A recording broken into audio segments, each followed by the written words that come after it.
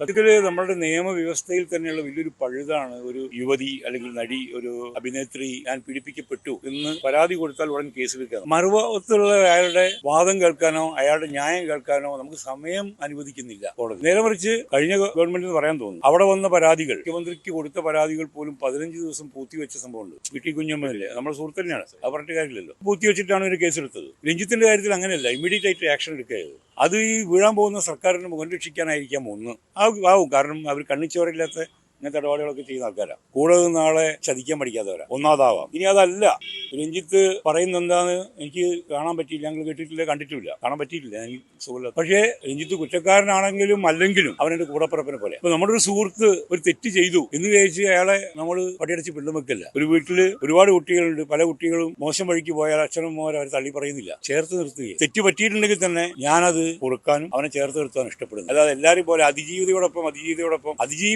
അല്ലേ എന്നുള്ള കോടതി തെളിയിക്കട്ടെ, അപ്പൊ ഞാൻ പറയാം. അത് തെറ്റ് ചെയ്തിട്ടുണ്ടെങ്കിൽ തെറ്റുകാരനാണ് തന്നെ നമ്മൾ വിലയിരുത്തും. അതേസമയം ഒരു ചങ്ങാതിയുള്ള ആൾക്ക് ഞാൻ ചേർത്തു. അപ്പൊ നിങ്ങൾ ദിലീപിന്റെ കാര്യത്തിൽ എന്താ അങ്ങനെ അല്ലല്ലോ? അതും പറയാം, ദിലീപ് ഒരു സഹപ്രവർത്തകനാണ്. പുള്ളി ഇവൻ എന്റെ കൂട്ടുകാരനാണ്. സഹപ്രവർത്തകനും കൂട്ടുകാരനും തമ്മിൽ വ്യത്യാസം. അതുകൊണ്ട് എന്റെ കൂട്ടുകാരന്റെ കൂടെയാണ് ഞാൻ നിൽക്കുക ഈ കാര്യത്തിൽ. ബാക്കി പോലീസ് കേസും കാര്യങ്ങളൊക്കെ വരട്ടെ, അപ്പം ഒരു പത്രപ്രവർത്തകയായ സുഹൃത്തിന്റെ തോളിൽ കൈയിട്ടാനല്ലേ സുരേഷ് ഗോപി നിങ്ങളെല്ലാം കൂടെ കുരിശുമം തറച്ചത് അല്ലേ? അതുകൊണ്ട് നമുക്ക് പേടിയാ. അപ്പൊ ഒരാളെ അഭിനയിക്കാൻ വിളിക്കാനും പേടിയാണ്. ഒരു പത്രക്കാരിയെ ഒറ്റയ്ക്ക് ഇന്റർവ്യൂ ചെയ്യാൻ വരട്ടെ വെച്ചാൽ ഞാൻ വേണ്ടെന്ന് പറയും.